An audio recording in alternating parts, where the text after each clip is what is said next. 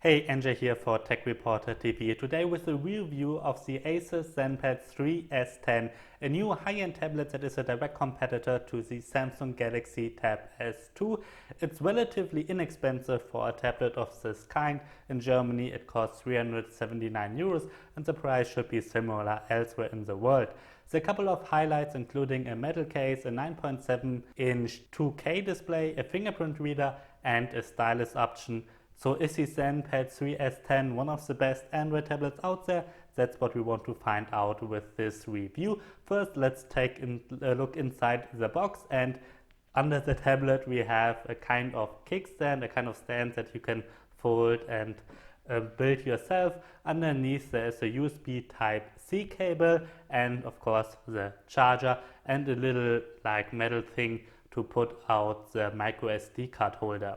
Let's begin our review with the design and the build quality. The ZenPad 3S10 is made completely out of aluminum. There's only a little bar on the top that's made out of plastic. That's where the antennas lie. Because of the metal case, the tablet feels very high-end, also because it's only 5.8 millimeters thin. So actually the ZenPad 3S10 should be one of the thinnest metal tablets out there. The Galaxy Tab S2 is a little bit thinner with 5.6 millimeters, but the back is made out of plastic. The bezel around the display is relatively thin with just 5.3 millimeters, and the tablet weighs 430 grams. That's pretty good for a tablet of this kind. The 9.7-inch iPad Pro weighs exactly the same. ASUS is giving us this tablet in a couple of colors like titanium gray and glacier silver. Over the 9.7-inch display there's a 5-megapixel camera, and underneath is a home button, a back button and a multitasking button. ASUS integrated a fingerprint reader into the home button, which functions very well. It's a little bit sad that you have to press down the button all the way to unlock the display. I like fingerprint scanners from Huawei more, where you just have to touch the reader lightly. On the right side there's a power button and the volume rockers. On the other side there's a micro SD card slot that supports cards up to 128 gigabytes. On the bottom there are two speakers, and between them there's a USB Type-C port. On the back there's an 8-megapixel camera, and in the middle of the tablet there's the logo from ASUS. The IPS panel of the ZenPad 3S10 is 9.7-inch big and has a resolution of 2048 by 1536.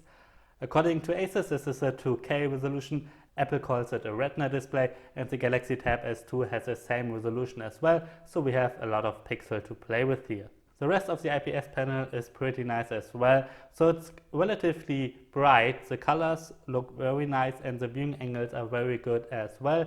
In the settings, ASUS gives us a couple of options to optimize the display, so you can change the color temperature of the display, and if you can't sleep well at night, you can tone down the blue tones. If you want to, you can write on the display with an active stylus, that's called the Z stylus, and you have to buy it extra.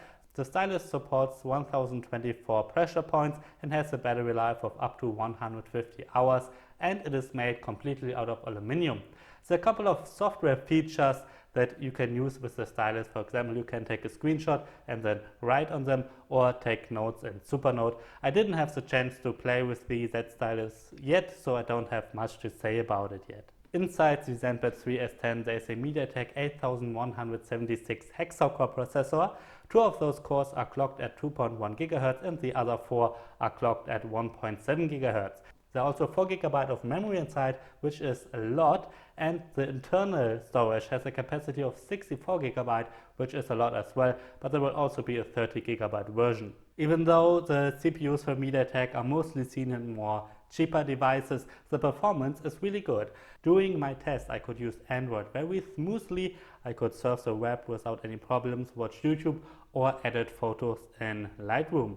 That's to be expected, but also a lot of games run very smoothly as well, including Nova 3 Freedom Edition, Asphalt 8 Airborne and Mortal Kombat 5.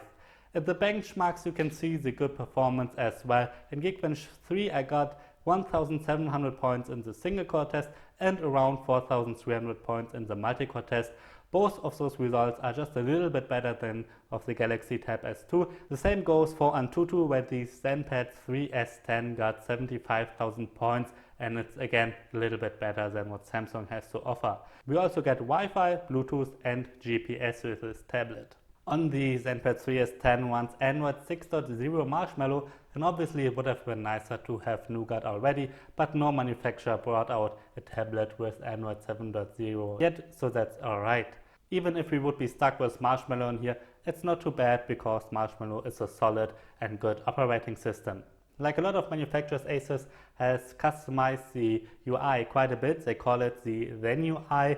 It's heavily customized. You have a lot of design options similar to the ones we know from Huawei, maybe even to Samsung's TouchWiz. You can optimize the design, change the icons and so on. And here there are a couple of interesting apps installed like Supernote or Photo Collage. Maybe they are not that interesting, but if you want to use them, obviously you can. What's actually quite nice is the mobile ASUS manager. With that on, you have an overview over your battery, over your data, and you can customize your tablet a bit.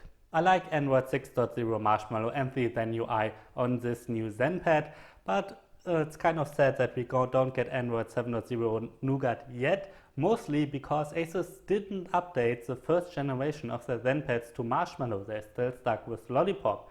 So that's not a good track record. There are a couple of other companies that don't update their tablets regularly, like Acer or Huawei, but other companies release updates relatively often, like Samsung or Sony.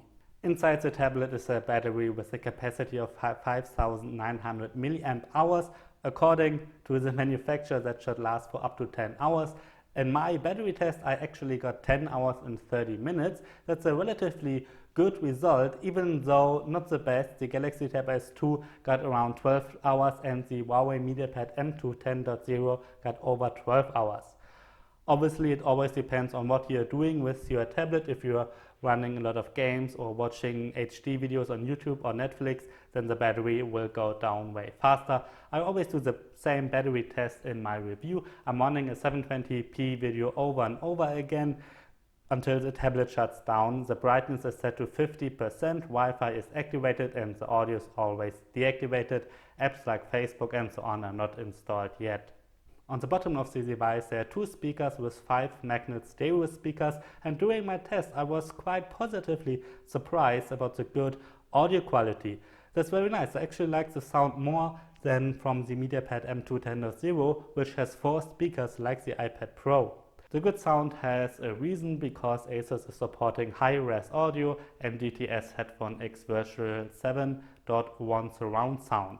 With the audio wizard, you can also customize the sound according to your wishes. So overall, I like the ASUS ZenPad 3S10 very much in my review. The build quality is very nice because of the metal case. The display and the battery life are good as well, and the performance is very good. We get a lot of RAM and a lot of flash storage with 4GB and 64GB, which is very nice. Features like the fingerprint reader and the stylus option make the tablet more interesting. So overall, the ASUS ZenPad 3S10 is a very nice tablet. What's kind of sad though is that we don't know yet if the device will ever get an update to Android 7.0 Nougat, because in the past ASUS didn't update their tablets that much, which is kind of sad if they wouldn't do it with this one, because this one is a very nice tablet. I'm NJ for Tech Reporter TV. Thanks for watching.